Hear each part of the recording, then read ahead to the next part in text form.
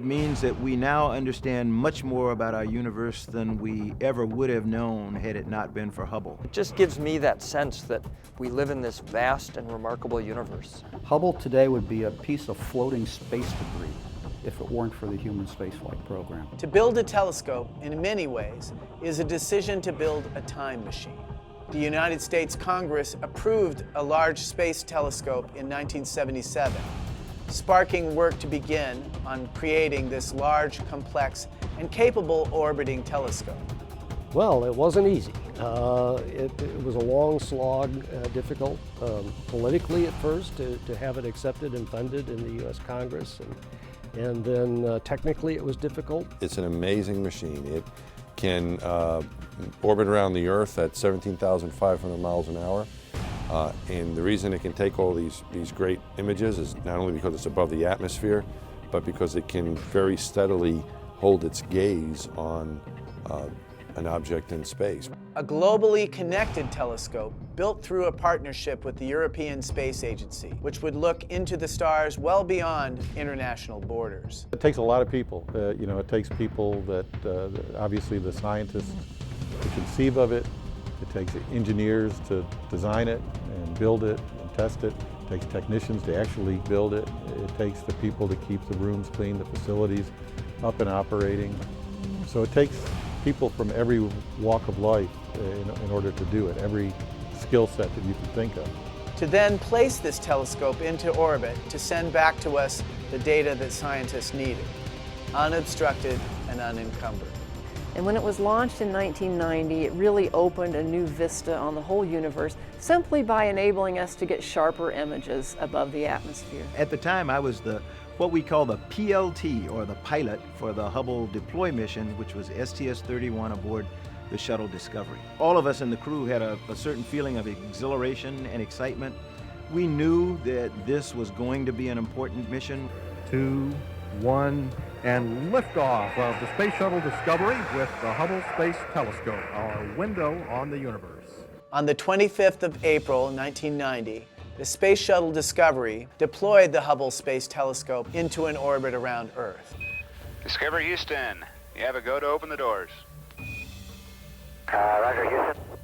The mission itself was pretty intense because we had to train for any number of contingencies that we all prayed would not happen. Ironically, one of those contingencies was failure of the solar array to deploy. It took us much of the day for the flight control team to say, look, this is not working out. We don't think we're going to get the solar arrays deployed. Side of the path, the other half. All of a sudden, this great experience turned out to just go, this is not good. Ship supervisor Pete. When the ground control team calls, says, stop, we think we found a solution, just stop where you are.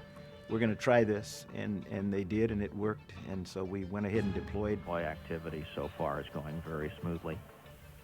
Okay, they copy the story, and we're... It all worked out because of the incredible work of the combination of the crew on board, the flight control team in Houston, but most especially very smart people at the Goddard Space Flight Center who actually knew the Hubble Space Telescope about as well as any people around.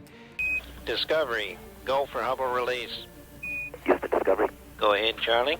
Okay, story. We've been taking marks. Residuals and ratios look good, and we'd like to go ahead and go to filter state. We concur, Charlie. The science that is astronomy would never be the same. When people think about a telescope here on Earth, they think about a mirror with a tube around it, and that's exactly what Hubble is. It's a huge mirror with a huge tube around it in space. Of course, the purpose of Hubble is to take these beautiful images that we learn about, and then the data is sent back to Earth for us to study. The Hubble Space Telescope powered up, all systems nominal, and the data began to stream in. Images of far-off distances, galaxies and stars, but there was something wrong. The magnificent Space Observatory's imagery was not clear, not crisp. We saw the first light images, and to the amateur like me, it looked great because we had made this great discovery right off the bat. What we thought was a single star turned out to be a binary star. When we learned that, no, it's not really that good an image, it's kind of blurred because we have this thing. From an agency perspective and from a public perspective, in a congressional perspective, it was doom and gloom. But working on a bipartisan basis, we used the best tools to identify, was this a techno-turkey that we would just bag as a terrible mistake and say bye-bye boondoggle, or were we really going to try to fix it? What we had was spherical aberration. The mirror was polished incorrectly. We were off by half the thickness of a human hair from center to edge. And that's pretty astounding that we could come so close and yet not make it. The truly remarkable feature of the Hubble Space Telescope is that it was designed to be upgraded and fixed. And NASA is absolutely expertise on this. When you got to get the job done, the team comes from many different places. 1, 2, 0, and we have liftoff. Liftoff of the Space Shuttle Endeavour on an ambitious mission to service the Hubble Space Telescope. The real magic on the Hubble mission is almost 40 hours of spacewalk, and we had almost no surprises. Because astronauts from NASA have been able to go back and refurbish it, put in new instruments, repair it, and so that 25 years has made it an increasingly more powerful telescope. And it's the fact that Hubble is so powerful today, which is so remarkable after 25 years. It's basically 10 to 100 times more powerful than when it was first launched. I did a mission to the Hubble Space Telescope, and it wasn't really a refurbishment, it was a rescue mission, because the Hubble telescope uses gyroscopes to determine how it's moving and how to point with absolutely no motion at a star. And those gyroscopes were failing, and then by the time we got there, only one, I think, was working. And so it was a dead telescope at that point. Our role on that mission was to basically repair the Hubble telescope. It was a real repair mission, just like the first repair mission to change the optics. If I had messed that up, I would be the one that had broken the telescope forever. I guess that's part of the excitement of having worked a Hubble mission, because you know you've got the best team on the ground, best crew upstairs. It's exciting, but there's a level of confidence you're going to pull through this. We were able to leave the Hubble in even better shape, such that now we're able to celebrate the 25th anniversary. With the repairs completed, Hubble blew the world away with what it saw. Circling the globe at 5 miles per second, this school bus-sized observatory was the most technologically advanced device ever launched, and has stayed amazingly advanced through 5 repair and upgrade missions. From the first mission-critical optics repair on Space Shuttle mission STS-61 to the last servicing mission, STS-125, which added the Wide Field Camera 3 and replaced or improved sensors, batteries, and numerous other components. The magnitude of the things that they wanted to accomplish almost meant certain failure somewhere. But the crew said, look, we can do this. You know, we will have accomplished so much more in making Hubble better than it is ever believed to be. Everybody knows Hubble. It's really true.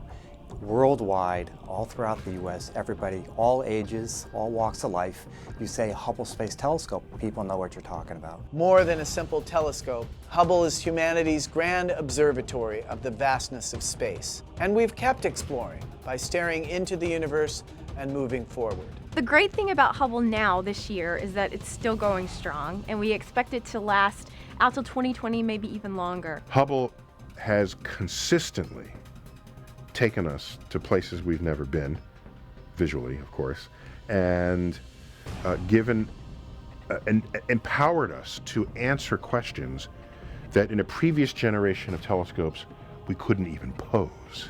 And that allowed us to probe much deeper in the universe and to see phenomena that were otherwise hidden from us. And it revealed a scientific wonderland of discoveries, but even more so, it showed us for the first time how beautiful the universe is, because the Hubble Space Telescope was able to observe the cosmos with the kind of intricate detail that we observe with our human eyeballs. It means that we now understand much more about our universe than we ever would have known had it not been for Hubble. That we have not only young people, students, but now professionals who have grown up with Hubble and who have had Hubble change their lives and change their minds about careers because they saw a Hubble image and decided that, you know, I don't really think I like science, but I think I want to try it because I want to go take part in doing something with this particular instrument that makes these incredible visual images for people. So I think it has changed not just textbooks, but people's lives. We're on a never-ending journey, and the Hubble Space Telescope celebrates its quarter century of exploration as part of that journey.